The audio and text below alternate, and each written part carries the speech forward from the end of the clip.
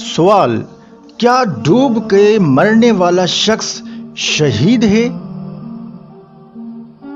تو اس کا جواب ابن ماجہ کی حدیث میں موجود ہے۔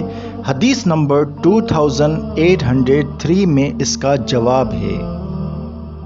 حضرت جابر بن عتیق رضی اللہ تعالی عنہ سے روایت ہے کہ وہ بیمار ہوئے تو نبی کریم صلی اللہ علیہ وسلم ان کی عیادت کے لیے تشریف لے گئے۔ گھر والوں میں سے کسی نے کہا، ہمیں تو امید تھی کہ وہ اللہ کی راہ میں قتل ہو کر شہادت کی موت پائیں گے۔ رسول اللہ صلی اللہ علیہ وسلم نے فرمایا، اگر صرف میدان جنگ میں مرنا ہی شہادت ہے تب تو میری امت کے شہید بہت تھوڑے ہوں گے۔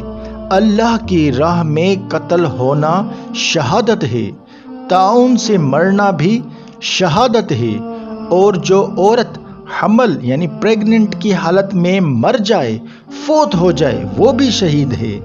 ڈوب کر مرنے والا شخص بھی شہید ہے۔ جل کر مرنے والا، ذات الجنب کی بیماری سے مرنے والا بھی شہید ہے۔ ذات الجنب کی انگلش ہے پلیوریسی اور ڈیزیز آف لنگس۔